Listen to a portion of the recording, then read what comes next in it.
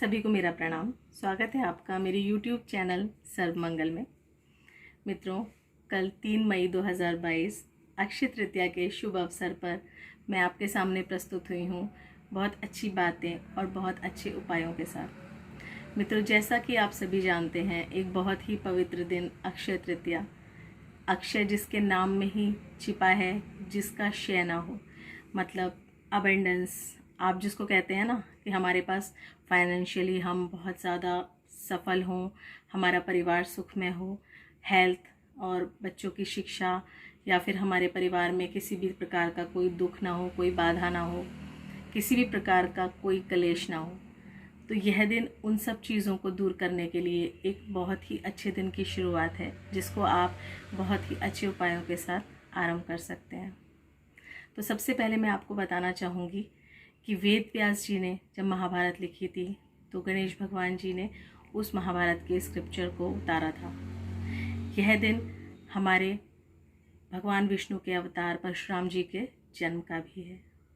इस दिन धरती पर गंगा माँ आई थी, और इसी के साथ साथ श्री कृष्ण जी ने अक्षय पात्र, जिसमें कि कभी ना ख़त्म होने वाला एक बहुत ही अबेंडेंस रूप में हर चीज़ पांडवों को प्रोवाइड की थी श्री कृष्ण भगवान ने, जब वो वनवास के दौरान गए थे।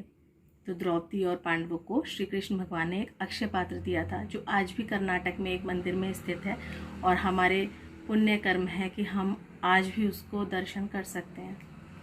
तो इसी तरीके से अक्षय तृतीया की बहुत ही ज़्यादा महत्ता है। आप इस दिन कोई भी कार्य आरंभ कर सकते हैं, किसी भी प्रकार से अपने गृह प्रवेश, मुहूर्त या फिर किसी भी मंगल कार्य के लिए यह दिन की शुरुआत बहुत अच्छी है। तो इसी के साथ मैं आपको बताना चाहूँगी कि आप कुछ उपाय करें, जिससे कि आपके जीवन में अगर कोई कष्ट है या किसी भी प्रकार की अशांति है या कुछ भी ऐसी प्रॉब्लम है, तो आप उन्हें दूर कर सकते हैं। तो हम बात करते हैं कि आप इस दिन क्या लें। जैसे हम बोलते हैं कि अक्षय तृतीया के दिन गोल्ड लेना सबसे शुभकारी होता है। हाँ, बिल्कुल, ये बात बिल्कुल सत्य है कि गोल्ड लेना सबसे ज़्यादा लाभकारी होता है, क्योंकि गोल्ड ही एक ऐसी चीज़ है जो कि नेगेटिविटी को अपने अंदर समाहित करके उसे पॉजिटिविटी में कन्वर्ट करती है। तो जैसे कि आप जानते हैं, फाइनेंशियली सभी लोग कैपेबल नहीं हैं, तो वो क्या करें। कई बार होता है ना कि हम चाहते हैं कि सोना खरीदें, अक्षय तृतीया पर सभी लोग दौड़ते हैं कि ज्वेलर्स पर जाकर सोना खरीदें, लेकिन ये सभी के लिए पॉसिबल नहीं हो पाता। तो ऐसे ही कुछ चीज़ों के बारे में मैं आपको बता रही हूँ, जो कि आप अक्षय तृतीया पर सोना नहीं खरीद पाने की वजह से निराश ना हो। अगर आप खरीद सकते तो बहुत अच्छी बात है, लेकिन अगर आप नहीं खरीद पाते तो कुछ 8 वस्तुओं के बारे में मैं बता रही हूँ, उनको आप खरीदे भी और दान भी कर सकते हैं। इसमें कोई ऐसी चीज़ नहीं है कि आप दान नहीं कर सकते हैं। आप सोचिए कि नहीं, अक्षय तृतीया पे हमें ही खरीदना है, दान नहीं करना। अक्षय तृतीया ऐसा दिन है जिस दिन कोई नेगेटिविटी नहीं, कोई ऐसी चीज़ नहीं जो कि डिप्रेस्ड हो या फिर डिक्रीज़ हो। ये एबंडेंस का दिन है। इस दिन आपको सबसे पहले पूजा में अपनी मनोकामना नहीं करनी है। सबसे पहले ध्यान रखें, जो भी आप पूजा पाठ करते हैं, नित्य प्रति करते हैं, अवश्य करें, पर उस दिन आप ये ध्यान रखें कि आपको अपनी मनोकामना के लिए, पर्टिकुलर प्राइवेट मनोकामना, जैसे होता है ना कि हम अपने लिए मांग रहे हैं भगवान से, आप कल के दिन सिर्फ ये निश्चिंत कर लें कि आपको कोई ऐसी चीज़ नहीं मांगनी है जो पर्सनली अपने लिए मांगनी है। आपको सिर्फ ये संकल्प लेना है कि अक्षय तृतीया के इस अवसर पर मैं महालक्ष्मी के लिए, या भगवान कोई भी जिन्हें आप इष्ट देव जिनको भी मानते हो, या महालक्ष्मी जी, कुबेर जी की महालक्ष्मी जी के साथ पूजा होती है। क्योंकि आपको एक कहानी इसके पीछे और बताऊं कि इसी दिन कुबेर जी ने महालक्ष्मी जी की आराधना करके प्रसन्न किया था, और महालक्ष्मी जी ने उनको पूरे खजाने का द्वारपाल, दिक्पाल बनाकर उनको आशीर्वाद दिया था। इसी कारण कुबेर जी, लक्ष्मी जी, कुबेर जी के लिए कोई स्पेसिफिक अलग से पूजा निर्धारित नहीं है। आप लक्ष्मी जी की कुबेर जी के साथ पूजा करिए और संकल्प लेकर ये करिए कि आपको अक्षय तृतीया के अवसर पर मैं उनको प्रसन्न करने के लिए पूजा कर रहा हूँ या कर रही हूँ। आपको बिल्कुल ये नहीं बोलना है कि मैं पर्टिकुलर मनोकामना की पूर्ति के लिए कर रही हूँ, क्योंकि कल के दिन आप प्लीज़ अपने प्राइवेट और पर्सनल चीज़ों को थोड़ा सा भूल जाइए और अबेंडेंस के लिए प्रयास कीजिए, जो कि आपके लिए बहुत ज़्यादा बेनिफिशियल होगा। और दूसरी चीज़ है, मैं आपको अभी कुछ 8 वस्तुओं के नाम बताऊंगी। उन 8 वस्तुओं को आप सबको भी खरीद सकते हैं, सिंगल एक वस्तु को भी खरीद सकते हैं, जैसी भी आपकी कैपेबिलिटी हो, जो भी आपकी फाइनेंशियल स्थिति है उसके हिसाब से आप खरीद सकते हैं, उसमें कोई परेशानी नहीं है। आप उनमें से किसी भी चीज़ को डोनेट भी कर सकते हैं, अपने परिवार में, बाहर गरीबों को दान भी कर सकते हैं। मतलब उसमें कोई ऐसी चीज़ नहीं है जिसको कि आप दान नहीं कर सकते। कल का दिन ये समझ लीजिए कि आपको दिल से खुल के पूरे यूनिवर्स के साथ और एक अबेंडेंस रूप में जीना है। जो आप कहते हैं ना कि अबेंडेंस के लिए क्या करें, मनी के लिए क्या करें, फाइनेंस के लिए क्या करें, उन सब चीज़ों का सिर्फ अभी कल सिर्फ ये सोचना है कि मुझे जितना आप देंगे उससे लाख गुना मिलेगा। आप ये समझिए, जो आप खरीदेंगे वो भी आपके बरकत के रूप में आएगा। इसलिए कोई नेगेटिविटी दिमाग में नहीं रखनी है, कोई भी ऐसी चीज़ नहीं रखनी है, किसी चीज़ को पर्सनल नहीं लेना है। बिल्कुल खुले दिल से, साफ मन से आप काम करें। पहली चीज़ है गोल्ड। ठीक है, गोल्ड के लिए मैं आपको बताऊं कि अगर आपको फाइनेंशियल स्टेबिलिटी है चाहिए और आपके पास इतना है कि आप उसको खरीद सके, तो आप सर्वप्रथम गोल्ड को ही प्राथमिकता दें। इक्वली सभी चीज़ों के बारे में मैं बताऊंगी, लेकिन आप कुछ भी खरीद सकते हैं। फिर मैं आपको कह रही हूँ कि गोल्ड की मान्यता है, गोल्ड खरीदना बहुत अच्छा है, लेकिन अगर आप नहीं खरीद पाए तो निराश ना हो। जो मैं आपको चीज़ें बता रही हूँ उनमें से आप कुछ भी खरीदेंगे वो आपको अबेंडेंस ही देगा। जैसे कि अब बोर्ड के एग्ज़ाम्स हैं, बच्चों की पढ़ाई है, या आप भी अपनी एजुकेशन में हैं, किसी भी फील्ड में हैं, तो उसके लिए आपको क्या है कि कोई भी बुक आप ज़रूर खरीदिए, उससे आपकी नॉलेज में वृद्धि होगी। कोई भी एक छोटी बुक या किसी भी प्रकार की ऐसी स्टार्टअप कीजिए पढ़ना, उनको 21 डेज तक कंटिन्यू पढ़िए। उससे आपका क्या है कि ज्ञान में बढ़ोतरी होगी। ये एजुकेशन फील्ड में अगर मटेरियलिस्टिक यानी कि जो 10th हैं, 12th हैं, या फिर प्राइमरी एजुकेशन है, किसी प्रकार की एजुकेशन में जो बच्चे हैं उनके लिए भी ये दिन बहुत ऑस्पिशियस है। इस दिन ज़रूर वो अपने लिए ये करें, कुछ स्टार्टअप करें और लेसन्स ज़रूर पढ़ें। ठीक है, और उसके साथ साथ अगर आप स्पिरिचुअलिटी में हैं या फिर आप ज्योतिषी में हैं, आप किसी भी ऐसी फील्ड में हैं, अपनी फील्ड से रिलेटेड, या फिर कुछ अन्य ज्ञान प्राप्त करना चाहते हैं, तो बुक नॉलेज के बढ़ाने के लिए, उसके बढ़ोतरी के लिए अवश्य खरीदें। ठीक है, दूसरी चीज़ मैं बताना चाहूँगी आपको, सिल्वर। सिल्वर क्या है, आप उसे खरीदेंगे तो पर्टिकुलरली देखिए, जैसे मैं आपको बता रही हूँ कि कुछ पर्टिकुलर रीज़न के लिए भी आप उसको खरीद सकते हैं, या फिर इन सभी चीज़ों को खरीद सकते हैं। पर अगर आप सिर्फ सिल्वर भी खरीदेंगे तो भी कोई प्रॉब्लम नहीं है, सिर्फ गोल्ड भी खरीदेंगे तो भी कोई प्रॉब्लम नहीं है। ठीक है, लेकिन अगर आप इन सभी चीज़ों को खरीदेंगे तो भी कोई प्रॉब्लम नहीं है। ठीक, इस चीज़ को निश्चित कर लें कि कोई भी एक चीज़ खरीदनी है तो आपकी मर्ज़ी है, सारी चीज़ खरीदनी चाहते हैं वो आपकी मर्ज़ी है।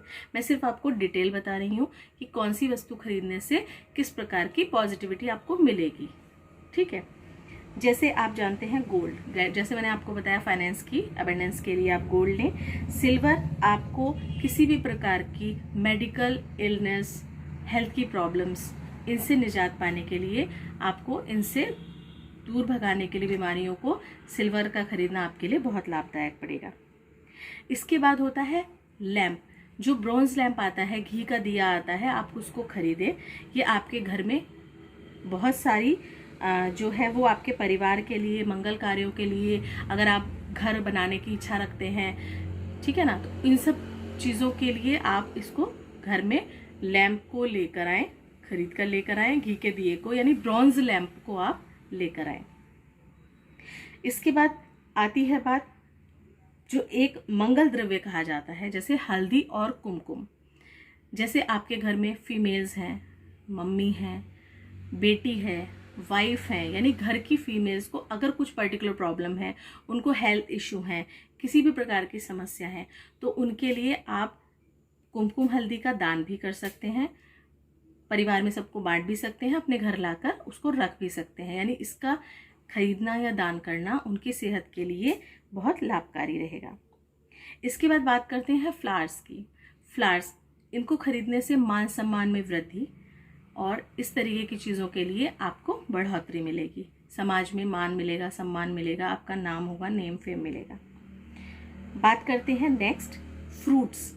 फ्रूट्स से आपको वंश वृद्धि, यानी कभी होता है ना हेल्थ के लिए कि किसी भी प्रकार की प्रॉब्लम है, इशू होने में प्रॉब्लम है, वंश वृद्धि में, बच्चा होने में प्रॉब्लम है, चाइल्ड बर्थ में प्रॉब्लम है, तो इस तरीके की चीज़ों को आपको जो है वो वंश वृद्धि के लिए आप फ्रूट्स का दान दें, सब में बांटें, परिवार में लाएं, सबको खिलाएं और ख़रीदें। उसके बाद हम बात करते हैं, जैसे मैंने आपको बताया कि बुक्स, नॉलेज के लिए बुक्स जो है वो वैसे भी सभी कहते हैं ना कि बुक्स सबसे अच्छी दोस्त होती हैं, तो इस दिन से आप शुरुआत करें। आपका स्टार्टअप आपको बहुत ही नॉलेजेबल बनाएगा। आप किसी भी प्रकार की शिक्षा लेना चाहते हो, आपके लिए स्कूल नॉलेज है या फिर आपकी कॉलेज की नॉलेज है, किसी स्पेसिफिक स्पेशलाइजेशन है या फिर आपकी हॉबीज़ हैं, किसी भी प्रकार की नॉलेज लेने के लिए कोई एक बुक आप अवश्य खरीदें और उसका चाहे छोटा सा एक पैराग्राफ पढ़ें। आप नियमित रूप से उसको 21 दिन तक पढ़ेंगे तो आपके उस फील्ड की नॉलेज में बढ़ोतरी होगी। उसके बाद बात करते हैं, जैसे इश्यूज़ कुछ आ जाते हैं, कोर्ट केस है या सरकार की तरफ से कोई प्रॉब्लम इस तरीके की कोई फेस कर रहा है, तो पान के पत्ते और सुपारी को खरीद कर लाएं। आप उसे दान भी दे सकते हैं, मतलब कुछ आप लेकर आए घर में रखें, कुछ आप दान भी दे सकते हैं। इस तरीके से आपको लाभ मिलेगा, ठीक है। और एक सबसे महत्वपूर्ण बात, इस दिन आप स्ट्रीट एनिमल्स होते हैं उनको फीड अवश्य कराएं। ये आपको किसी भी प्रकार की बीमारी परिवार में हो या किसी भी प्रकार की बाधाएं आ रही हो, उनको दूर करने में एक रामबाण उपाय है, ठीक है। वेजिटेबल्स आप इस दिन बांट सकते हैं, घर में तो अवश्य लेकर ही आते हैं, वेजिटेबल इस दिन अवश्य लाएं, पर जानवरों को, स्ट्रीट डॉग्स को, गरीबों को अगर आप वेजिटेबल्स बांटते हैं अक्षय तृतीया के दिन, तो आप बहुत ही सुखद परिणाम देखेंगे और अपने जीवन की रुकावटें जो हैं वो दूर होते देखेंगे। तो ये सब उपाय मैंने आपको छोटे छोटे बताए हैं, इनमें से आप कुछ भी उपाय करेंगे वो आपकी अपनी इच्छा पर और आपकी अपनी कैपेबिलिटी पर निर्भर करता है। तो इसी के साथ मैं आपसे आज्ञा चाहूँगी, फिर मैं आपके सामने प्रस्तुत होंगी। अगर आपको कोई क्वेश्चन पूछना है तो आप पूछ सकते हैं।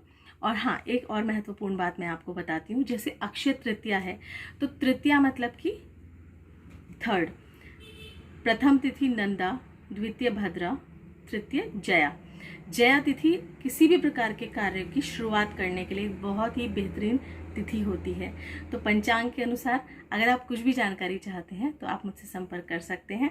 किसी भी प्रकार के लिए आपके लिए कौन सा दिन शुभ है, कौन सा दिन अशुभ है, कब आपको किस मुहूर्त में क्या काम करना चाहिए, अगर इस प्रकार की भी आप कोई जानकारी लेना चाहते हैं तो आप मुझसे संपर्क कर सकते हैं। अब मैं आपसे आज्ञा चाहूँगी। धन्यवाद।